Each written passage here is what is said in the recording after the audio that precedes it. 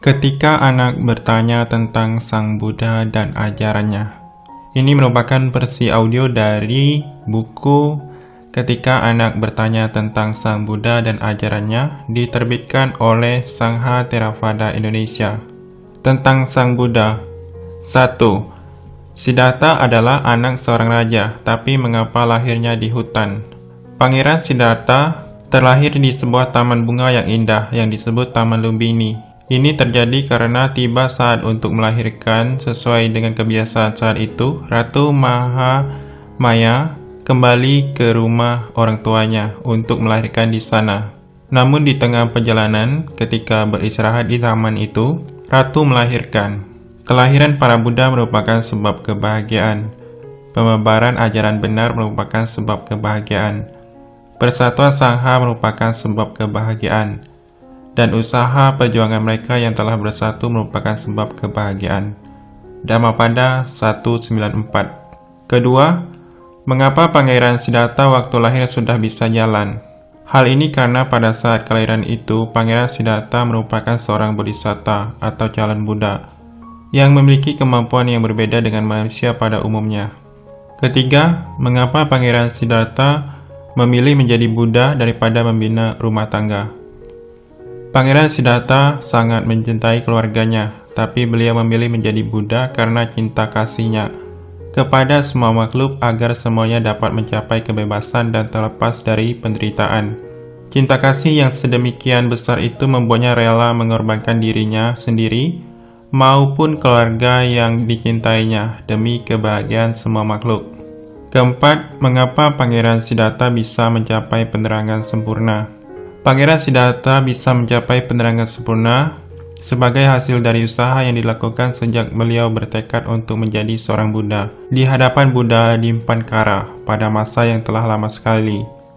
Setelah itu, sebagai seorang calon Buddha atau Bodhisattva, beliau melaksanakan paramita atau kebajikan dalam banyak sekali kelahiran, sampai akhirnya terlahir sebagai Pangeran Siddhartha. Kelima, apa arti kata Buddha? Kata Buddha berarti yang telah bangun atau yang telah sadar, yaitu seseorang yang dengan usahanya sendiri telah mencapai penerangan sempurna. Keenam, apakah boleh seorang perempuan menjadi Buddha? Di dalam agama Buddha tidak dibedakan antara lelaki dan perempuan karena kelahirannya. Seorang laki-laki dapat terlahir kembali menjadi perempuan dan sebaliknya. Seorang laki-laki atau perempuan dapat saja bercita-cita menjadi Buddha. Hanya pada saat akan mencapai kebuddhaan, maka ia harus dalam kelahiran sebagai seorang lelaki. Ketujuh, apakah Sang Buddha bisa terbang? Sang Buddha tentu saja bisa terbang. Ini terdapat dalam berbagai kisah dalam kehidupan Sang Buddha. Misalnya ketika suatu kali Sang Buddha ingin menyeberangi sungai, tetapi tidak mempunyai uang untuk membayar tukang perahu, maka beliau melintasi sungai itu dengan terbang di atas air. Kedelapan, apakah Sang Buddha memiliki kesaktian? Sang Buddha memiliki abhina, kemampuan batin luar biasa. Di samping itu, Sang Buddha pun memiliki kemampuan yang hanya dimiliki oleh seorang Buddha, yaitu dari sebelah tubuhnya dapat memancarkan api, sedangkan pada saat yang sama, sebelah tubuh yang lain memancarkan air. Sebagai seorang Buddha, beliau tidak dapat dibunuh oleh siapapun juga. Catatan, seseorang yang telah mencapai tingkat tertentu dalam meditasi memiliki kemampuan batin luar biasa atau abhina, yaitu idi atau kesaktian, misalnya kemampuan untuk terbang, mengubah diri, berjalan di atas air, dan sebagainya. Kemampuan untuk mendengar suara dari alam lain, kemampuan untuk membaca pikiran makhluk lain, kemampuan untuk melihat alam-alam halus, dan muncul lenyapnya makhluk-makhluk yang bertumbuh lahir sesuai dengan karmanya masing-masing.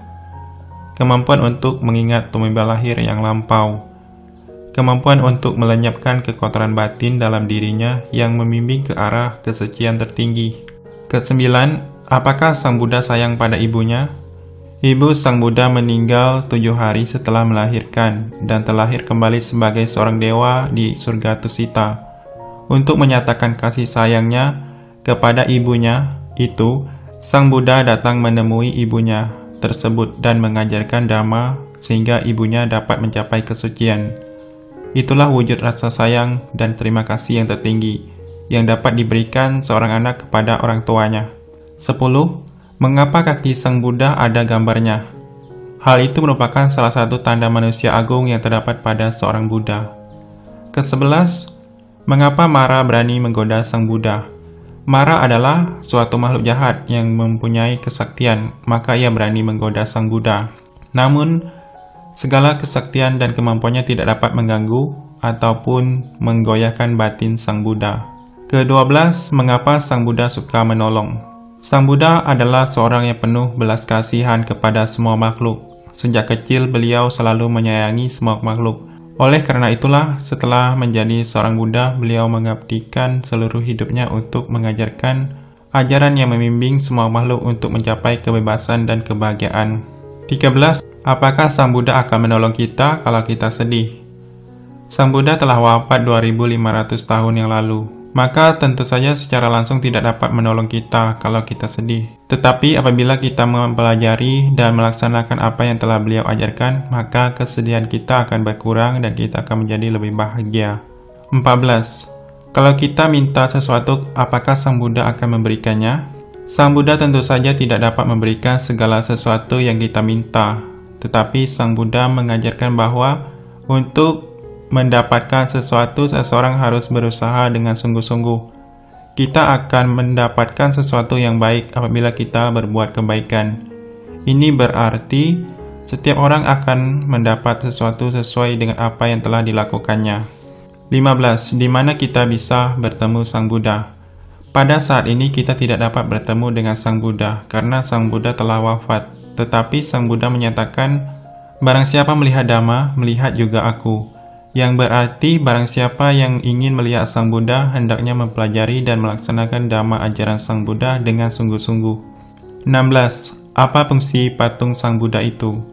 Bagi umat Buddha, patung Sang Buddha berfungsi untuk mengingatkan mereka akan Sang Buddha yang telah mencapai penerangan sempurna, sehingga akan mendorong mereka untuk lebih berusaha sungguh-sungguh menjalani ajaran Sang Buddha untuk mencapai kebahagiaan. Para siswa Gautama telah bangun dengan baik dan telah sadar. Sepanjang siang dan malam mereka selalu merenungkan sifat-sifat mulia Sang Buddha dengan penuh kesadaran. Dhammapada 296. 17. Mengapa kepala patung Sang Buddha ada bulatan-bulatan kecil? Pada waktu Pangeran Siddhartha meninggalkan istana, beliau memotong rambut. Rambut yang tersisa membentuk lingkaran-lingkaran kecil dengan arah lingkaran ke kanan. Maka pada kepala patung Sang Buddha ada bulatan-bulatan kecil. Ini merupakan salah satu dari 32 tanda manusia agung yang terdapat pada diri seorang Buddha. 18. Mengapa patung Sang Buddha telinganya panjang dan kepalanya agak menjorok ke atas, tidak seperti manusia biasa? Patung Sang Buddha tidaklah dibuat begitu saja, namun diusahakan sesuai dengan ciri-ciri seorang Buddha seperti yang terdapat dalam kitab suci. Oleh karena itu, penampakan patung Sang Buddha agak berbeda dengan manusia biasa karena mencirikan seorang manusia agung. Salah satu tanda dari manusia agung adalah kepala berserban. 19. Mengapa patung Sang Buddha ada duduk, berdiri, tidur, dan bersikap tangannya berbeda-beda? Patung Sang Buddha dibuat dalam sikap badan dan tangan yang berbeda-beda untuk menggambarkan posisi Sang Buddha dalam keadaan meditasi maupun untuk menggambarkan keagungan Sang Buddha. 20. Mengapa patung Sang Buddha duduk di atas bunga teratai? Patung Sang Buddha sering dibuat dengan bunga teratai di bawahnya, karena bunga teratai melambangkan sesuatu yang tetap bersih, tak ternoda walaupun tumbuh di tempat yang kotor. Demikian pula, Sang Buddha adalah seorang makhluk suci yang batinnya tidak ternoda oleh kekotoran sekecil apapun, meskipun hidup di dunia yang penuh dengan kekotoran batin. Tentang istilah Dhamma. 1. Apa arti Tisarana? Tisarana berarti 3 pelindungan, yaitu Sang Buddha, Dhamma, dan Arya Sangha. Setiap orang yang menyatakan dirinya berlindung kepada Sang Buddha, Dhamma, dan Arya Sangha adalah umat Buddha. Catatan: umat Buddha terdiri atas 2 kelompok, yaitu kelompok biku atau bikuni dan kelompok yang hidup dalam keluarga di masyarakat, yaitu upasaka-upasika. Secara moral, semua umat Buddha berkeluarga adalah upasaka atau upasika. Di Indonesia, sebagai pengukuhan seseorang sebagai umat Buddha, dilakukan upacara wisuda, upasaka atau upasika di hadapan seorang biku. Kepada mereka demikian diberikan kartu wisuda, upasaka atau upasika sebagai tanda bahwa ia telah menyatakan diri sebagai umat Buddha secara resmi. Kedua, apa arti Tripitaka? Tripitaka secara harfiah berarti 3 keranjang, yaitu kumpulan ajaran Sang Buddha yang terdiri atas Vinaya Pitaka yang berisi peraturan kebikuan, Sutta Pitaka yang berisi khotbah-khotbah Sang Buddha, dan Abhidhamma Pitaka yang berisikan ajaran Sang Buddha yang disusun secara sistematis. Tripitaka disusun oleh siswa-siswa Sang Buddha setelah wafatnya Sang Buddha. Ketiga, apa arti Dhamma? Dhamma berarti ajaran Sang Buddha yang berisikan kebenaran tertinggi yang membimbing manusia untuk mencapai kebebasan. Keempat, apakah hukum karma itu? Hukum karma adalah hukum yang menyatakan bahwa suatu perbuatan akan menghasilkan akibat sesuai dengan perbuatan yang dilakukan. Barang siapa yang berbuat kebaikan akan mendapatkan kebaikan, dan barang siapa yang berbuat jahat akan mendapatkan akibat yang menyakitkan. Hukum karma mengajarkan kita bahwa setiap makhluk bertanggung jawab atas perbuatannya masing-masing. Sesuai dengan benih yang ditabur, begitulah buah yang akan dipetiknya. Pembuat kebaikan akan mendapatkan kebaikan, pembuat kejahatan akan memetik kejahatan pula. Taburkanlah biji-biji benih, dan engkau pula lah yang akan merasakan buah daripadanya. Samyutta Nikaya. Kelima, apa arti Vinaya? Vinaya berarti peraturan kebikuan yang harus ditaati oleh semua bikhu. Dalam Vinaya diatur cara pentabisan biku, cara hidup biku, latihan yang harus dilakukan oleh biku dalam hidupnya, dan sebagainya. Keenam, apa arti Tilakkhana? Tilakkhana berarti 3 corak alam, yaitu bahwa segala sesuatu yang tercipta adalah tidak kekal atau anicca, bahwa segala sesuatu yang tercipta adalah penderitaan atau dukkha, dan bahwa segala sesuatu yang tercipta ataupun tidak tercipta adalah tanpa aku yang kekal atau anatta. Apa arti Dana Paramita? Dana Paramita berarti kesempurnaan dalam berdana, merupakan salah satu paramita yang harus dilaksanakan oleh seorang calon Buddha untuk dapat mencapai kebuddhaan. Dana paramita ini dilaksanakan dengan mendanakan barang, anggota tubuh, sampai jiwa sekalipun. Catatan, di Indonesia kata ini dipakai untuk dana yang dihimpun setelah selesai kebaktian di vihara. Kedelapan, apa arti avijja? Avijja berarti kegelapan batin atau ketidaktahuan. Karena avijja inilah, maka seseorang melakukan perbuatan-perbuatan yang menyebabkan dirinya terlibat dalam lingkaran tumimba lahir yang tiada putusnya. Kesembilan, apa arti dari Brahma Vihara? Brahma Vihara berarti keadaan batin luhur, yaitu pengembangan cinta kasih atau metta, belas kasihan atau karuna, simpati atas kebahagiaan orang lain atau mudita, dan keseimbangan batin atau UPK yang dipancarkan tanpa batas ke seluruh penjuru alam semesta. 10. Apa arti belenggu? Dalam agama Buddha, belenggu adalah ikatan yang mengikat manusia dalam lingkaran tumimba lahir. Dengan melaksanakan jalan utama berunsur 8, maka manusia dapat membebaskan diri dari belenggu tersebut untuk mencapai kesucian. Catatan, terdapat 10 belenggu yang harus dilenyapkan dalam usaha untuk mencapai kesucian sempurna, yaitu kepercayaan akan adanya atta atau roh yang kekal, keraguan-raguan terhadap Sang Buddha dan ajarannya, kepercayaan bahwa upacara agama semata-mata dapat membebaskan manusia dari penderitaan, nafsu indriya, keinginan tidak baik, keinginan untuk hidup dalam alam halus, keinginan untuk hidup dalam alam halus tanpa bentuk, membandingkan pencapaian diri sendiri dengan orang lain, batin yang gelisah dan belum tenang, kegelapan batin. Orang bijaksana menyatakan bahwa belenggu yang terbuat dari besi, kayu, ataupun rami tidaklah begitu kuat, tetapi ikatan terhadap anak-anak, istri, dan harta benda sesungguhnya merupakan belenggu yang jauh lebih kuat. Dhammapada 345. 11. Apa arti Sukhihoto? Suki Hotu berarti semoga berbahagia. Tentang dhamma dan kehidupan. Pertama, mengapa saya dilahirkan menjadi anak perempuan? Seseorang dilahirkan menjadi perempuan sesuai dengan karmanya pada masa lampau. Kita tidak bisa menentukan ingin dilahirkan sebagai anak laki-laki atau perempuan. Kedua, mengapa saya punya adik laki-laki, kok tidak adik perempuan? Pada dasarnya tidak ada perbedaan antara adik laki-laki ataupun adik perempuan, karena sama-sama merupakan adik. Meskipun tentu ada yang lebih suka mempunyai adik perempuan, mungkin orang lain ada yang lebih suka mempunyai adik laki-laki. Hal ini berkaitan dengan karma masing-masing orang yang menyebabkan ia mempunyai adik laki-laki atau perempuan. Ketiga, mengapa wajah orang berbeda-beda? Wajah orang berbeda-beda karena perbedaan apa yang dilakukan di masa lampau.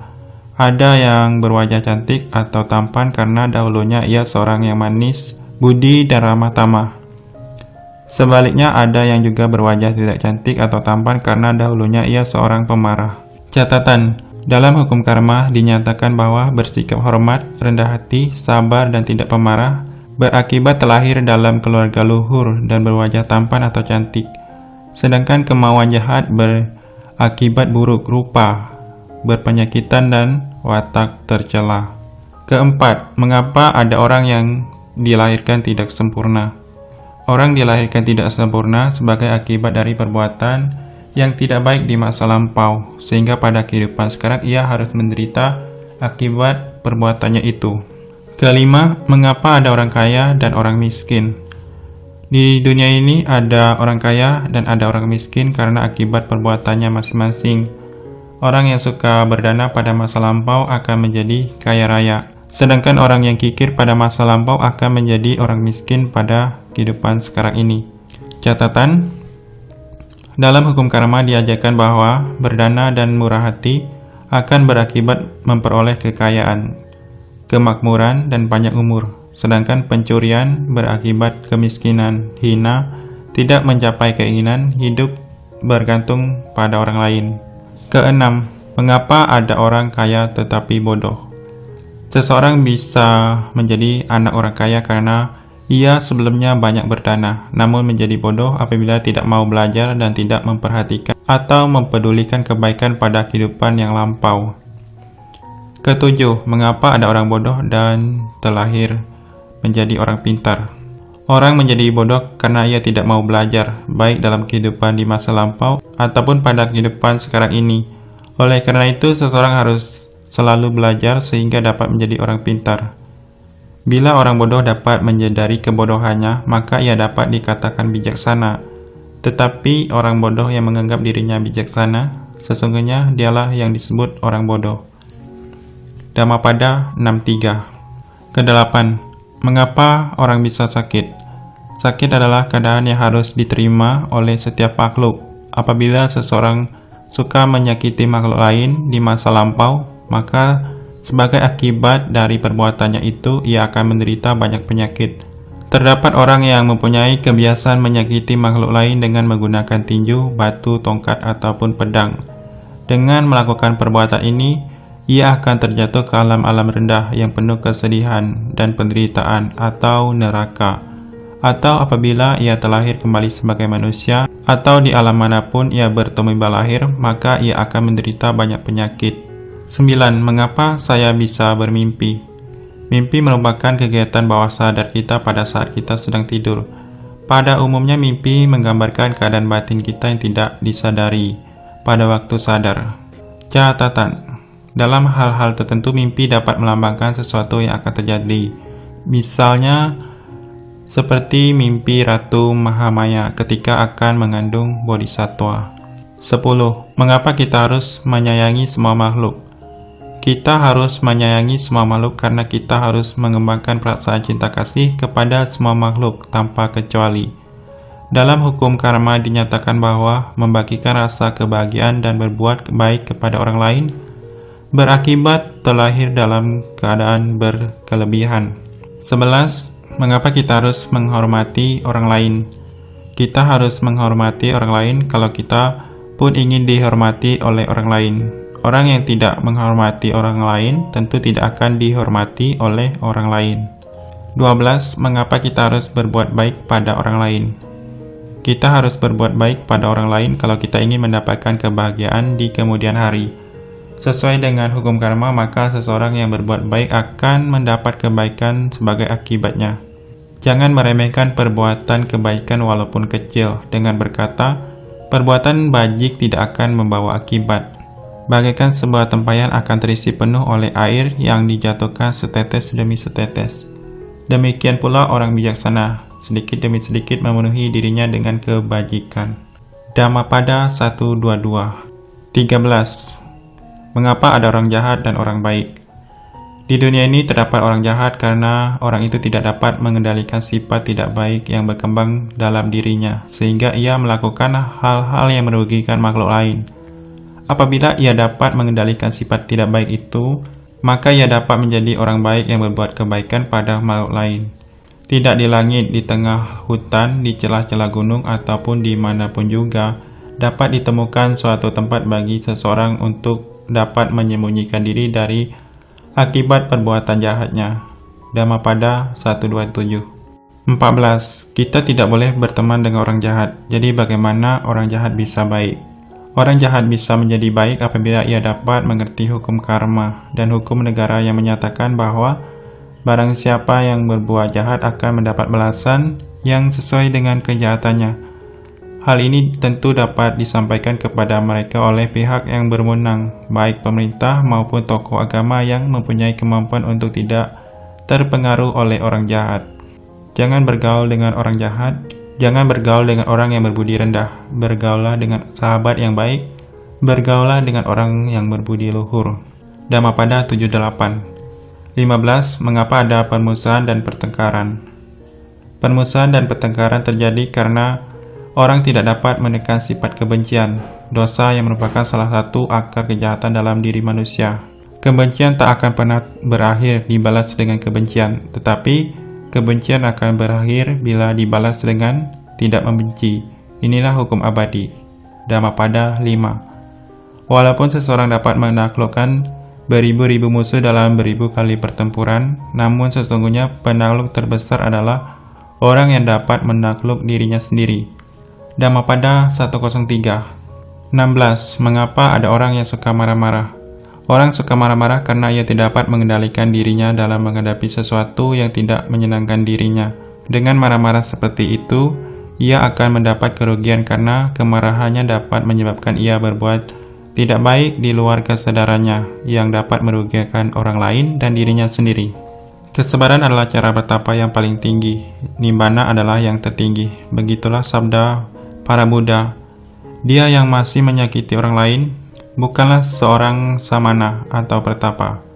Dhammapada 184. 17. Kalau orang salah, mengapa minta maaf? Orang minta maaf kalau berbuat salah sebagai tanda bahwa ia telah menyesal akan perbuatannya dan berusaha untuk tidak akan mengulangi perbuatan salahnya itu. Bila mana suatu perbuatan telah selesai dilakukan membuat orang menyesal, maka perbuatan itu tidak baik. Orang itu akan menerima akibat perbuatannya dengan ratapan tangis dan wajah yang berlinang air mata. Dhammapada 67. 18. Mengapa ada orang yang suka berdana dan ada yang tidak suka berdana? Orang yang suka berdana apabila ia dapat menekan perasaan loba atau keserakahan yang berkembang dalam dirinya dan ia mengerti bahwa dengan berdana maka ia akan mendapatkan akibat yang baik di kemudian hari. Orang tidak suka berdana apabila ia diliputi oleh perasaan loba atau keserakahan dan rasa keakuannya besar sehingga ia ingin agar semuanya adalah untuk dirinya sendiri.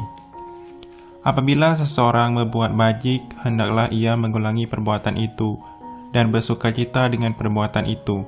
Sungguh membahagiakan akibat dari perbuatan bajik. Dhammapada 118. 19. Apa manfaat berdana itu? Berdana mempunyai manfaat yang besar. Dengan berdana, maka ia menolong makhluk lain menjadi lebih bahagia. Dengan berdana, maka kita akan mendapat buah yang baik di kemudian hari, karena berdana merupakan suatu perbuatan baik. Dengan berdana pun kita dapat mengurangi rasa keakuan dan keserakahan dalam diri kita.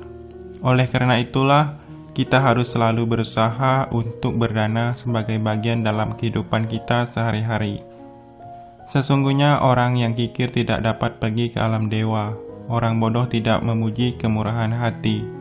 Akan tetapi orang bijaksana senang dalam memberi, dan karenanya ia akan bergembira di alam berikutnya. Dhammapada 177.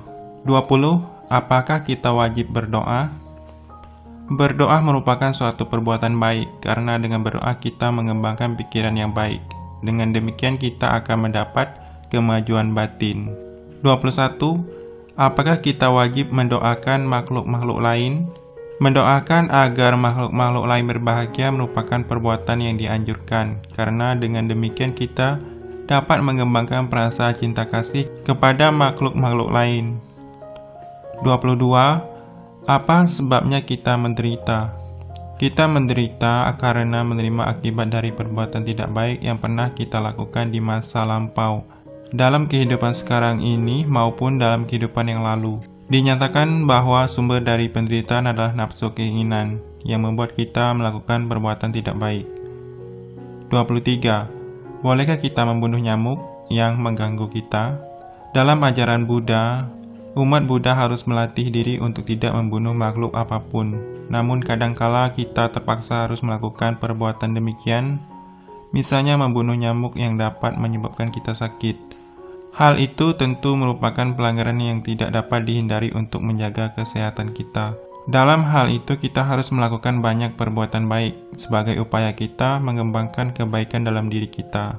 Seseorang yang tidak lagi menganiaya makhluk-makhluk lain, baik yang kuat maupun yang lemah, yang tidak membunuh ataupun menganjurkan orang lain membunuh, maka ia disebut sebagai Brahmana.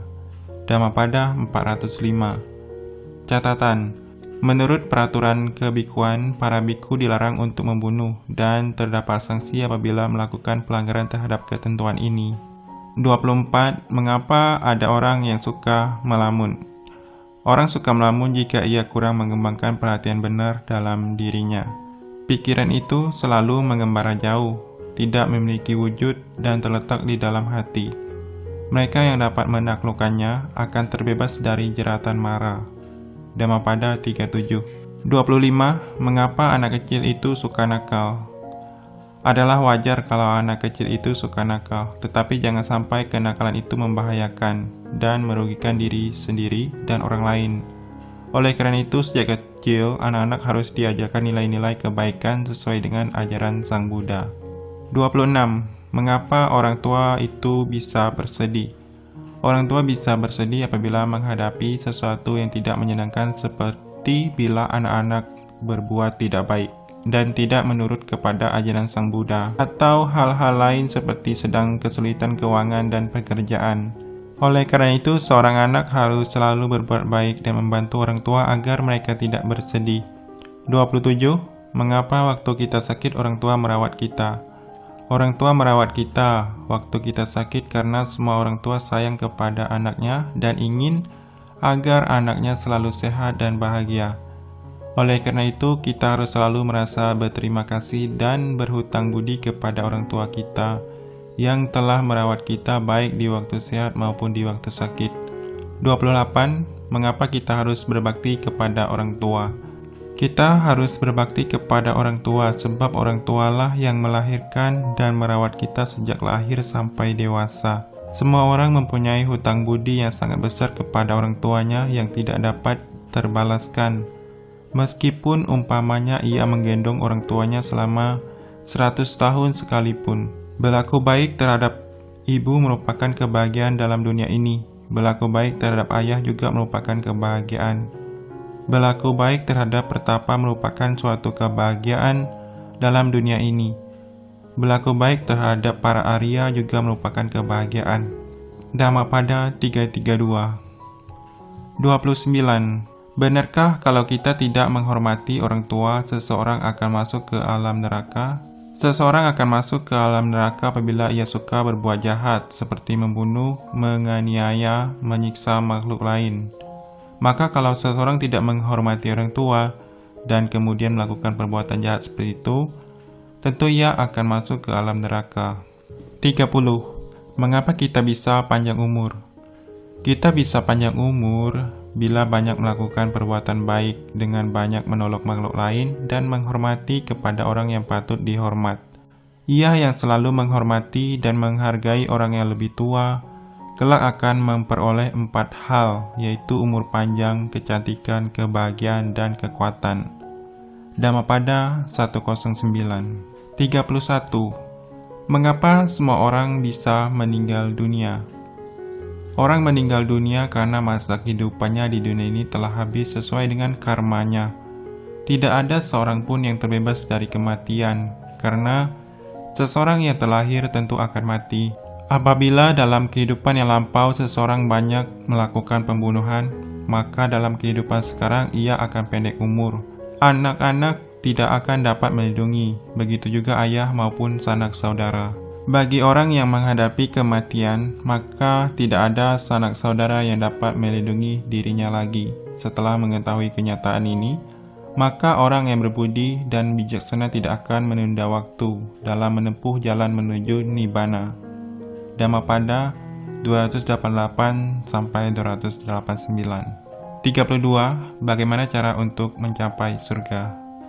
Untuk dapat terlahir kembali di alam surga, kita harus mentaati Pancasila Buddhis dan melakukan perbuatan baik seperti berdana. Lebih baik lagi apabila dapat melatih diri dalam meditasi. Sebagian orang terlahir melalui kandungan. Pelaku kejahatan terlahir di alam neraka. Orang yang berkelakuan baik pergi ke surga, dan orang yang bebas dari kekotoran batin mencapai Nibbana. Dhammapada 126. Catatan: Pancasila Buddhis adalah janji moral umat Buddha untuk melatih diri tidak melakukan pembunuhan, pencurian, perbuatan asusila, kebohongan, dan minum minuman keras yang memabukkan dan menimbulkan ketagihan. 33. Apa artinya dewa? Dewa adalah makhluk yang tinggal di alam surga sebagai buah dari perbuatan baiknya. Di surga, para dewa menikmati kebahagiaan dan kesenangan. Namun kebahagiaan dan kesenangan itu tidaklah kekal. Apabila masa hidupnya sebagai dewa berakhir, maka ia akan dilahirkan di alam lain sesuai dengan perbuatannya. Catatan: dalam agama Buddha diajarkan adanya berbagai alam surga. Lama kehidupan di alam surga sangat lama dan berbeda-beda sesuai dengan tingkat surganya. Pada surga yang terendah, masa kehidupan makhluknya adalah sekitar 9 juta tahun manusia. Surga bagi makhluk-makhluk yang telah mencapai jana, tingkat meditasi, disebut alam Brahma. 34. Apa yang dimaksud dengan setan itu? Setan adalah makhluk halus yang tidak tertampak oleh mata kita, yang tinggal di alam yang tidak menyenangkan, akibat dari perbuatan yang tidak baik yang dilakukan sebelumnya. Kehidupan di alam setan merupakan kehidupan yang menyedihkan. Penghuninya merasakan keadaan kehausan dan kelaparan, serta keinginan yang tidak pernah terpuaskan. Setan mempunyai banyak bentuk yang berbeda-beda dan dapat terlahir kembali ke alam lain sesuai dengan perbuatannya. 35. Berapa kalikah manusia hidup di dunia ini? Manusia dapat hidup berkali-kali di dunia. Setelah seseorang meninggal dunia, maka ia akan dilahirkan kembali sesuai dengan perbuatannya. Kalau ia banyak berbuat baik, maka akan terlahir kembali di alam surga atau di alam manusia kembali. Bila ia banyak berbuat tidak baik, dapat terlahir kembali di alam binatang, di alam setan atau neraka. Setelah kehidupannya di alam tersebut berakhir, maka ia akan terlahir kembali di alam lainnya sesuai dengan buah perbuatannya. Demikianlah hal itu berlangsung terus-menerus sampai tercapainya Nibbana atau kesucian tertinggi. 36. Bersemedi itu untuk apa? Dalam agama Buddha, bersemedi atau samadhi merupakan latihan pengembangan batin, agar batin dapat terpusat untuk mencapai ketenangan batin dan untuk mencapai kesucian batin.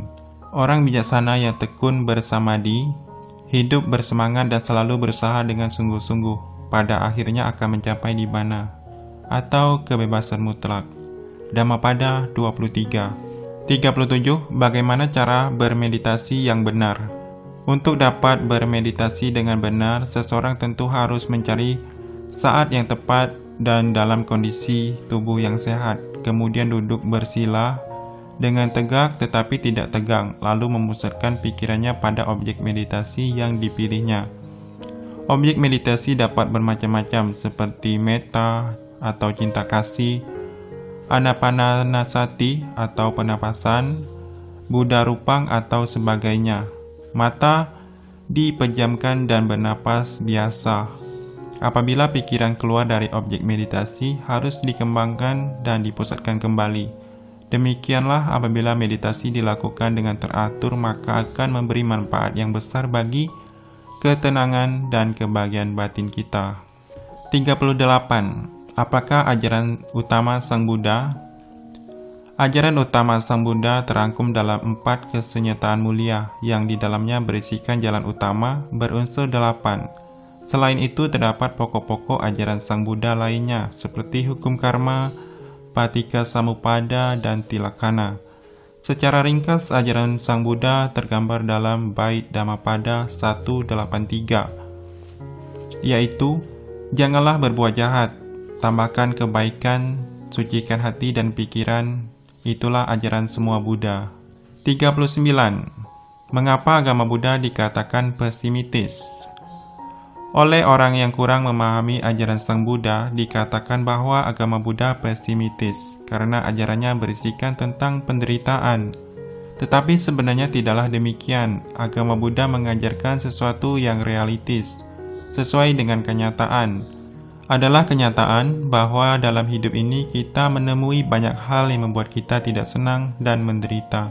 Namun diajarkan pula bahwa ada jalan untuk membuat kita menjadi lebih bahagia dan pada akhirnya nanti dapat mencapai kebahagiaan tertinggi. Oleh karena itu, agama Buddha dapat dikatakan sebagai jalan kebahagiaan. 40. Bagaimana alam semesta ini tercipta? Terciptanya alam semesta ini tidak disebut dalam kitab agama Buddha karena hal itu merupakan sesuatu yang berada di luar jangkauan pikiran manusia biasa yang masih belum terbebas dari kegelapan batin. Yang penting bagi kita adalah mengembangkan diri kita agar terbebas dari segala kekotoran batin untuk mencapai kebebasan mutlak. 41. Apakah dunia kita akan kiamat? Dunia kita sebagai sesuatu yang tercipta pada suatu waktu nanti tentu akan hancur. Kehancuran dunia ini disebut kiamat yang ditandai dengan terjadinya keadaan alam yang makin memburuk. Dalam agama Buddha tidak disebut kapan akan terjadi kehancuran itu. Segala sesuatu yang tercipta tidak kekal adanya. Apabila dengan kebijaksanaan orang dapat melihat hal ini, maka ia akan merasa jemu dengan penderitaan. Inilah jalan yang membawa pada kesucian. Dhammapada 277. Maka akan datanglah waktunya bahwa dunia yang perkasa ini akan dilahap oleh api, musnah dan tidak ada lagi. Tetapi hal ini bukan berarti akhir penderitaan bagi makhluk-makhluk yang digelapkan oleh avijja dan dibelenggu oleh tanha, berlari berputar-putar dalam lingkaran tumimba lahir. Demikian sabdaku. Catatan: agama Buddha mengajarkan bahwa segala sesuatu yang tercipta akan lenyap kembali. Alam semesta yang kita diami ini adalah sesuatu yang tercipta, maka pada suatu waktu akan lenyap kembali untuk digantikan dengan alam semesta yang baru. Tentang bhikkhu. 1. Mengapa bhikkhu harus dipotong rambutnya? Bhikkhu harus memotong rambutnya karena itu merupakan ketentuan dalam peraturan bahwa seseorang yang akan menjadi calon Buddha harus memotong rambutnya terlebih dahulu. Pangeran Siddhartha pun ketika akan menjadi petapa dalam usaha mencapai penerangan, memotong rambutnya dan mengganti pakaian kerajaannya dengan jubah sebagai pertanda pelepasan ikatan duniawi, dengan melaksanakan kehidupan yang sederhana sebagai bhikkhu. 2. Mengapa kalau menjadi bhikkhu harus pakai jubah? Seorang bhikkhu harus memakai jubah yang dibuat sesuai dengan ketentuan. Ini adalah peraturan kebikhuan yang harus ditaati oleh semua bhikkhu. 3. Mengapa bante kalau bagi melakukan pindapata? Pindapata merupakan peraturan yang harus dilakukan oleh seorang biku untuk menerima dana makanan. Namun apabila ada umat yang memberikan dana makanan atau mengundang makan, pindapata tidak dilakukan. 4. Apa kebutuhan pokok para biku? Kebutuhan pokok para biku adalah tempat tinggal, makanan, jubah, dan obat-obatan. Kebutuhan ini hendaklah dipenuhi oleh umat. Selain itu, terdapat pula perlengkapan biku, yaitu mangkok makanan, saringan air, ikat pinggang, dan sebagainya. Tentu para biku pun membutuhkan kelengkapan dari keperluan lain pada masa sekarang ini seperti alat tulis, buku-buku, jam, dan lain-lain sesuai dengan keadaan. Terdapat orang yang tak pernah memberikan makanan, minuman, jubah, transportasi, bunga, pengharum, obat-obatan, tempat menginap, tempat tinggal, lampu, dan sebagainya kepada para biku dan brahmana. Dengan tidak pernah melakukan perbuatan ini, ia akan terjatuh ke alam-alam rendah yang penuh kesedihan dan penderitaan. Atau apabila ia terlahir kembali sebagai manusia atau di alam manapun ia bertemu lahir, maka ia akan menjadi seorang yang miskin. M135. 5. Mengapa jubah biku berbeda-beda? Disebutkan bahwa para biku atau umat Buddha yang meninggalkan kehidupan berkeluarga memakai jubah kuning. Pada waktu dahulu, warna jubah didapat dengan mencelupkan ke dalam larutan getah pohon tertentu sehingga menjadi warna kuning bercampur kemerahan atau kuning tanah. Warna yang didapat tentu saja tidak persis sama dari satu jubah ke jubah yang lain. Pada masa kini, warna jubah bikhu mempunyai sedikit perbedaan warna, dari kuning ke coklatan sampai coklat muda sejauh yang diperboleh oleh peraturan kebikuan, karena ada beberapa warna yang tidak diperboleh dipakai untuk jubah bikhu. 6. Mengapa bikhu tidak boleh beristri?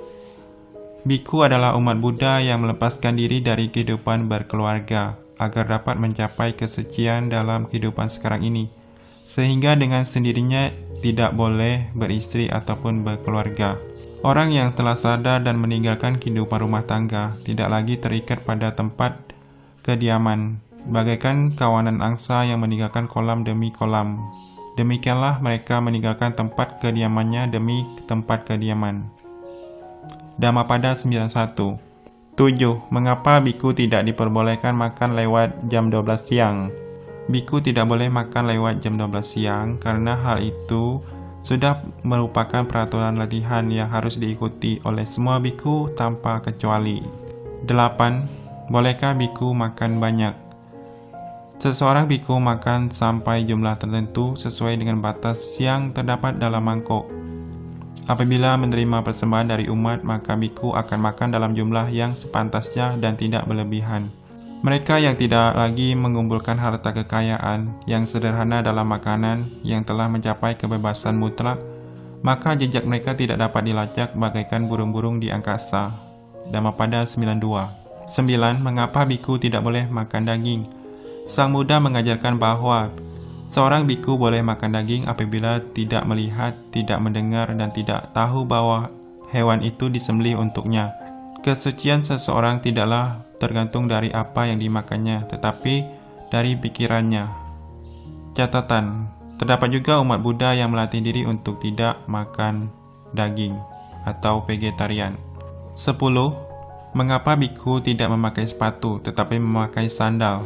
Tidak ada peraturan tertentu apakah biku memakai sepatu atau sandal. Namun sebagai kebiasaan, para biku umumnya memakai sandal yang lebih sederhana dibandingkan dengan memakai sepatu. Tetapi para biku tidak diperkenankan memakai sandal dari kayu. 11. Mengapa anak perempuan tidak boleh dekat biku? Sesuai dengan peraturan kebikuan, seorang biku tidak boleh bersentuh dengan perempuan, sekalipun anak kecil. Oleh karena itu, anak perempuan tidak boleh dekat biku agar tidak bersentuhan dengan bikhu. 12. Mengapa biku dipanggil Bante? Apakah boleh kita panggil Bapak ataupun sebutan lain?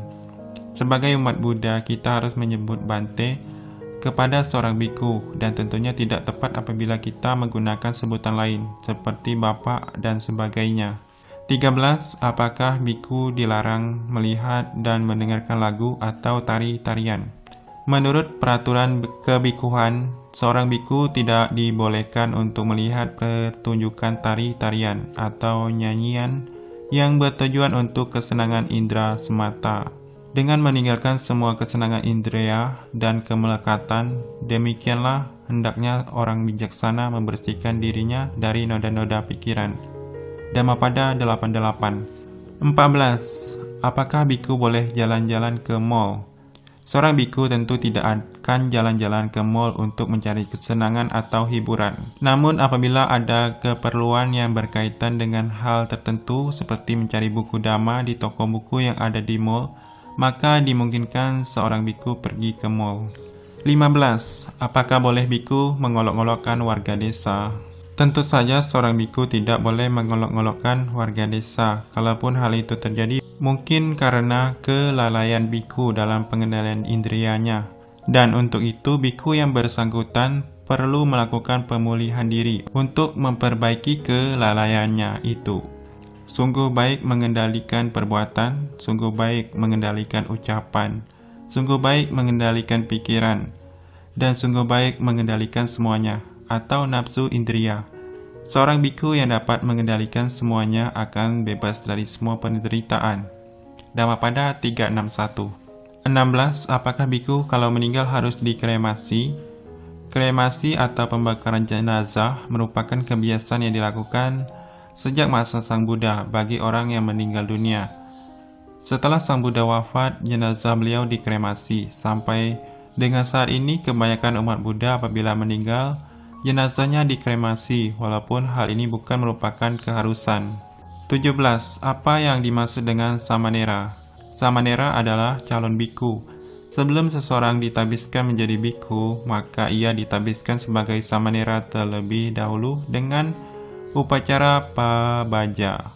Apabila telah berusia 20 tahun atau lebih dan memenuhi syarat, barulah seorang samanera ditabiskan menjadi seorang biku dengan upacara upasampada.